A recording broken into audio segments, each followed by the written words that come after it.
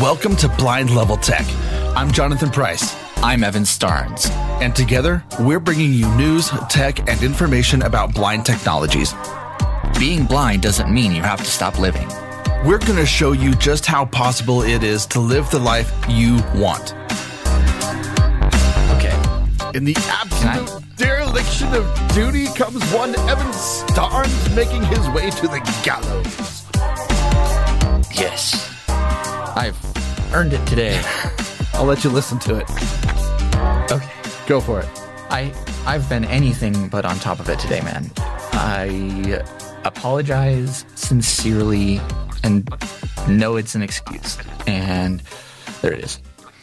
Well, now that we got all that out of the way, after I've chastised you to death, welcome to PLT. I'm so glad that we have gotten out of the -8 and -24 wind chill. Oh, me too. That was brutal. We had 3-4 days of negative temperatures, where I think the high for those 4 days, I think the most was 7 or 8. And that was a little cold even for me. And like a dunce, I will throw myself under the bus, and I let my pipes freeze. I didn't let my pipes freeze, but they froze. They froze. It happens. Because they were in the crawl space in my house, and in my crawl space, there's this gap for ventilation that allows for radon gas and things like that, because it was built there's no radon system. Anyway, they put the main water line about 2.5 feet away from that opening, and the 90-degree elbow froze. And so I spent most of Sunday trying to thaw that puppy out and hoping that my pipes wouldn't burst. So luckily, my pipes did not burst. I'm glad for that.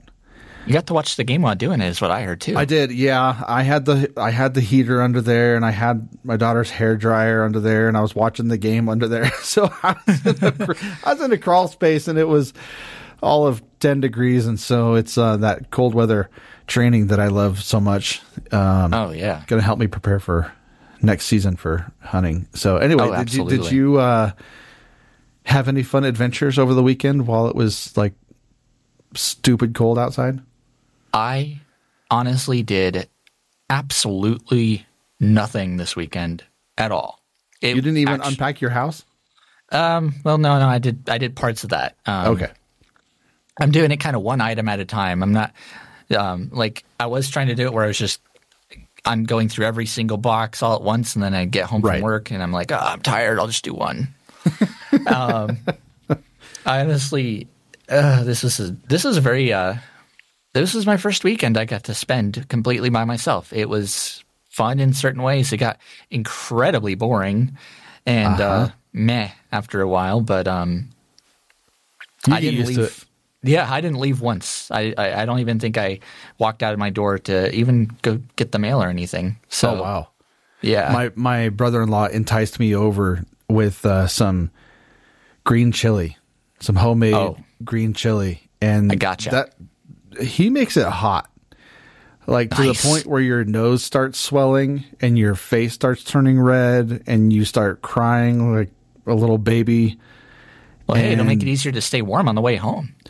Well, you would think, but still -8 degrees is too cold for that. Like when I came home last night, I had my kids with me, or a couple nights ago, I had them with me, and it was so cold. Like my car was like, "Are we really doing this? I don't want to start." It was just so. Yeah, what's the thing about starting? Yeah, it's been called a winter vortex for all of our Minnesota, Northeast, United States listeners. You can have all the cold, you can have all the snow, and no, thank you. I will take I am not a stay in the heat all day long, but I want my cold. But here in Colorado, this snow is going to be gone by the weekend. Like already it was negative and the roads are already clear of snow. We had almost 6 inches of snow. Something crazy like that. And it was kind you could build a snowman with. Yeah, it was good snow. Anyway, so you got to unpack your stuff. We actually got a question from a fantastic listener, so thank you for the question, and we're going to play that question for you now. And this whole question revolves around home gadgets and vacuums and Swiffers and a very interesting technique that we're going to get into. So we're going to roll the question, and we'll be right back. Hey, this is a question for BLT podcast. Are you going to do an episode on house cleaning tech? I use the Swiffer because I love how knowing it picks up stuff, no matter even if I can't see it. It's just like an electrical magnet, and it picks up stuff. However, my daughter just got one of those little computer robot round things that go around the house. I don't totally know how it works, but I'm wondering if that's something I could invest in, or is it worth it? But what are some options of keeping our floors clean when we can't see our floors without literally getting down on our hands and knees or doing the pattern formation every day? So look forward to hearing what you have to say. Wow, this is going to be a really fun one to unpack. I'm excited for this. Oh, yeah. All right, Evan, where do you want to start? Well, let's start with keeping your floors clean and the Swiffer, as that was actually something I didn't even think of. Usually if somebody asks me a question on this show, I immediately gravitate towards tech and anything that's got Wi-Fi or computer hardware in it. Yeah, wires and cables and Wi-Fi connections. Oh, my. Oh, my. Oh, man. But yes, actually, let's just start there. Okay. Swiffers in general, especially if you've got – well, we're going to just dive right into this, as you guys can tell. Swiffers are an amazing tool to have for anybody, but particularly if you're blind, low vision, because they are seriously among the easiest cleaning appliances, in my opinion, to use. You just slap a wet pad on the bottom, and then you're going. And okay, as far as keeping, I'm gonna stop, because there may be some person out there, to no fault of their own, who has no idea what even a Swiffer is. So that's a good point. Before we get into like the whole technique, a Swiffer is basically a glorified mop that has this very interesting flat bottom that has an angular head. It maneuvers, it articulates, side to side, front to back. You can get all sorts of in crevices under chairs and under baseboards and things like that. But it has this wet pad that you kind of stick on the bottom, or some have pads that you wrap around the top of the head. Yes. And you kind of depress them into the little cavities. And it holds this pad in place so that you can mop your floor, essentially. Some Swiffers actually have electronic components where it'll spray solvent on the floor so that you can mop up other messes.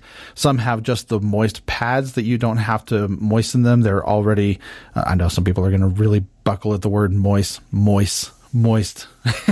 Yes, that's not entirely sure why, but yes. I have a friend who that word makes them absolutely sick. Anyway. So you have those little pads that are wet, and they have the cleaning solution on them. They work really, really well. Okay, now that we got that out of the way, keep going. Yeah, basically it takes the whole bucket out of the equation when it comes to mopping. Yes. And which I love, because Landon knocks the buckets over. Ugh, I used to bump into them all the time and get slosh water all over the floor, and then you have more mess to clean up. Yeah, so definitely not fun. Plus, you got to fill that bad boy and empty it out, and it doesn't always stay warm, or sometimes it gets just dirty too quickly. Yeah, there's so many inconveniences about that. I know. But so yeah, the Swiffer essentially takes that completely out of the equation. Now, Jonathan mentioned there is an electronic variant out there, and it is called the Swiffer Wet Jet. And the Wet Jet is wonderful because basically, it's got a little canister of cleanser that goes into the top. And then you don't need to replace the pads. You squeeze this trigger as you're using it, and it just kind of does all the rest for you.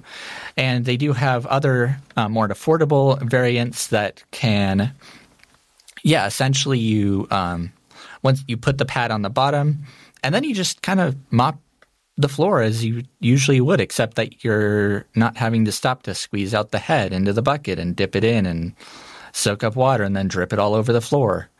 So it makes it just so much easier. Now we are going to kind of get into the technique here. It's pretty much like if you've used a stand-up vacuum. You kind of walk in like at least the way I always do it is like a grid pattern.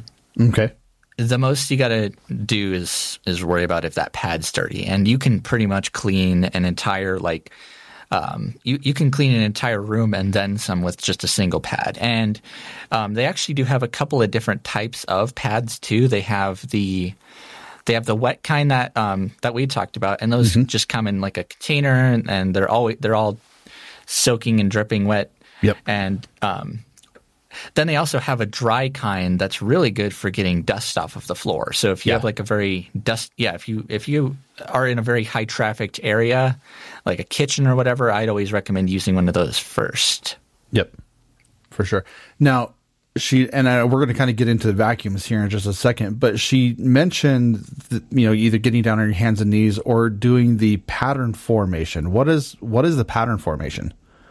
Honestly, the pattern formation is what I discussed. It's that grid pattern. So you go gotcha.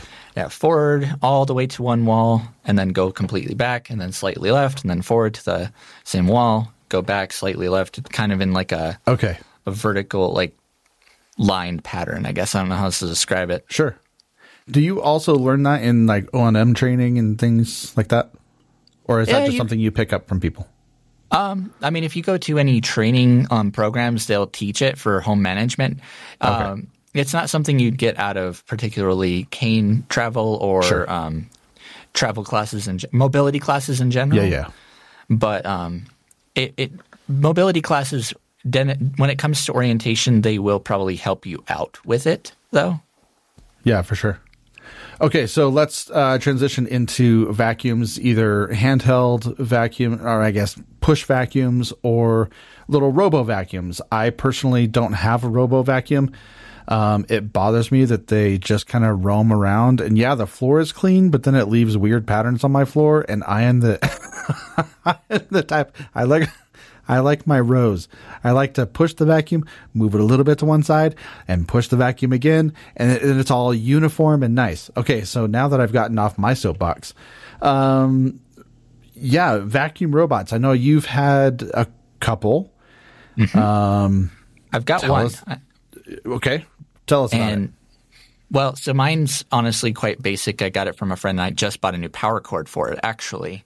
But the most common robotic vacuum you're going to hear about, and that is their technical term, is the Roomba. Mm-hmm. And they're great, but also just a little ridiculously expensive. We're talking like $700-800 right for one of these things. Yeah. Mine was more like $200-300. It doesn't. And they have some out there for about the same price. Mine doesn't have Wi-Fi, but they have some with it. Yeah. But the cool part about these devices is, especially lately, they've added more functionality into them. So besides vacuuming your floor, they can also mop your floor now too. Oh, nice. They've actually added like a very incredibly Swiffer-like functionality. Sure. And it's just a little pad that kind of mounts to the rear portion of the vacuum, and then it basically disables the vacuum part of it, so you're not sucking up water into the vacuum and ruining it. Yeah, for sure. But it essentially just moves along the floor, kind of actually in a very similar grid pattern that I discussed earlier. And it has a little water tank kind of thing that will dispense cleaning solution and water onto that pad and kind of always keep it wet.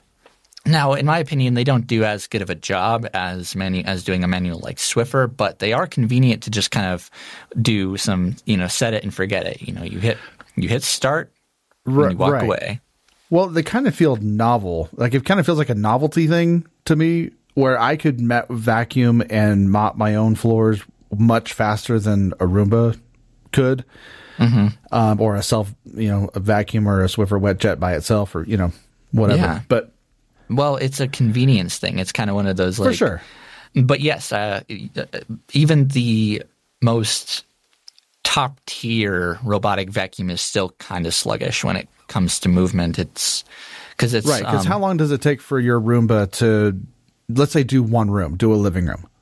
I'd venture to say probably about half an hour to an hour. Okay, yeah, that's great if you like set it to run while you're at work and it returns to its base station. That's fine. Mm-hmm. But I mean, if you really want to get like a deep clean in, it's if you have a home party and you've got people coming in 15 minutes and you forgot to vacuum the floor, you are SOL. Unless you're going to have to run. You're going to have to scramble and break out the Swiffer. That's right. Absolutely not. Any other little home tech tips for flooring? I know we kind of covered these two pretty quickly. Any other tips for that?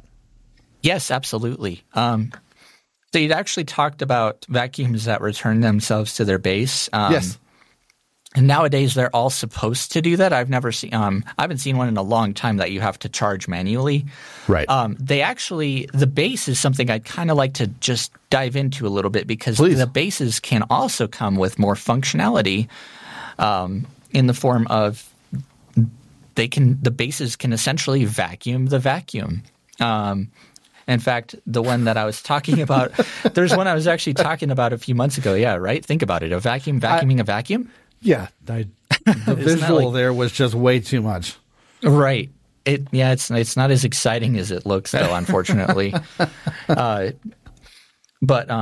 there's actually a vacuum I kind of talked about briefly on the show a few months ago made by a company called Robotic. And it actually, the base is kind of cool looking. It has 3 reservoirs or container-y looking things on the top of it.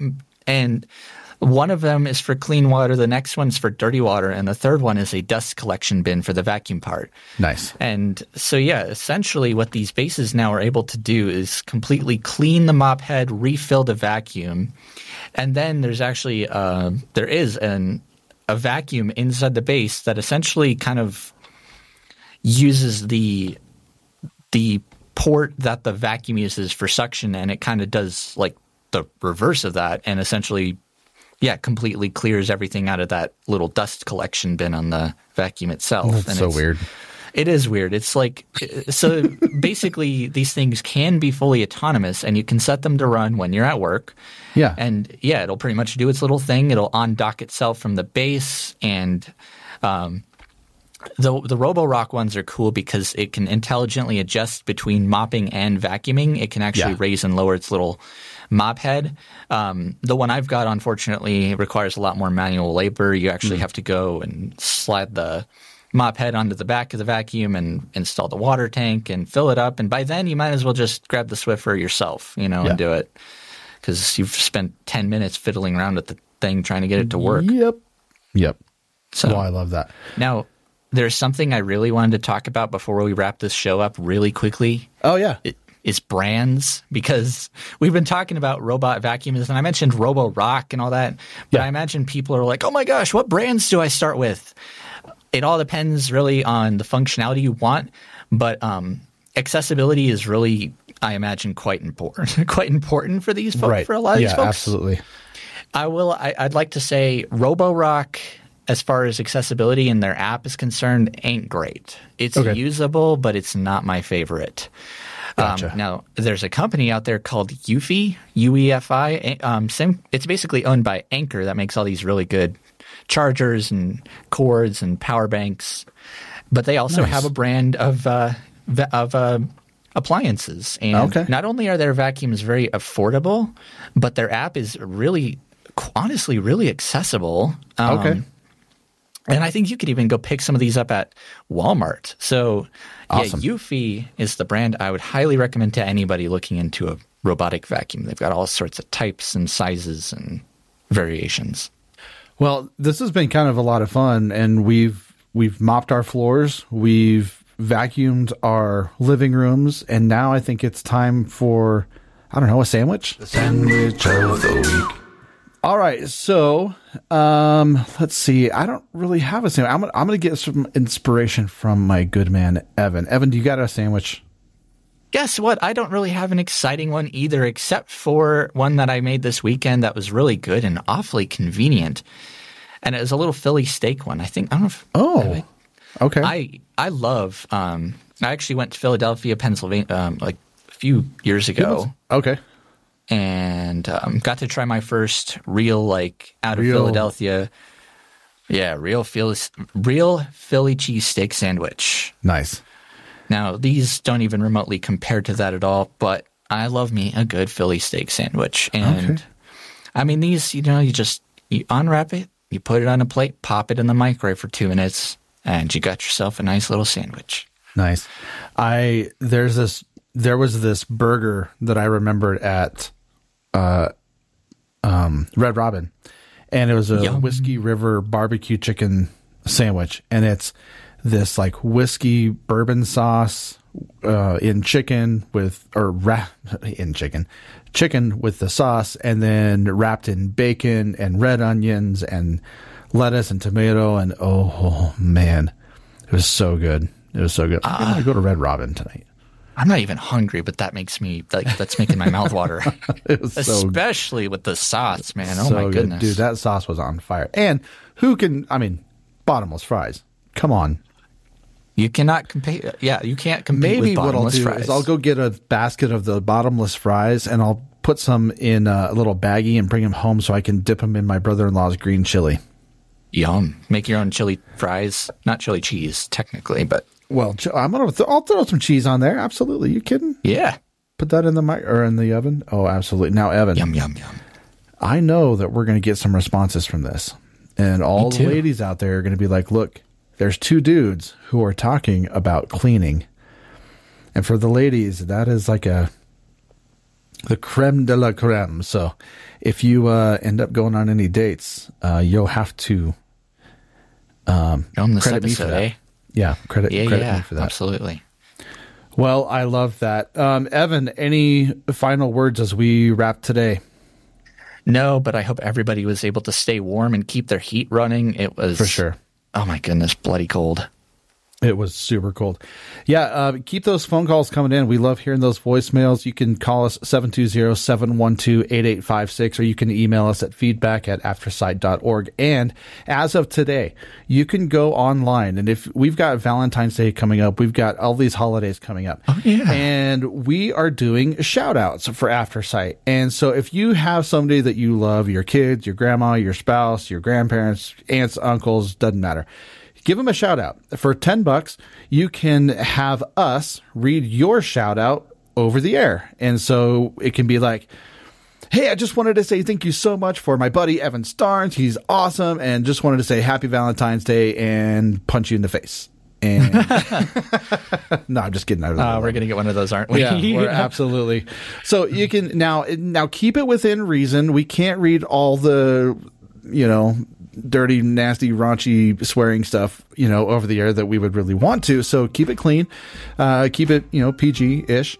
But we want to make sure that you guys get a chance to show some love to your loved one. And we have a promo code LOVE. That's love, LOVE, all caps. And you can put that in the promo code in when you go to purchase these. Now, to purchase these, you will go to aftersight.org/shoutout. And that's aftersight.org/shoutout. So with all that being said, Evan, it has been so much fun hanging out with you today. I hope you have a wonderful, wonderful day. And so for Evan Starnes, my name is Jonathan Price, the entire Aftersight family. We'll see you next week. Don't forget to plug in your devices. Both on that one.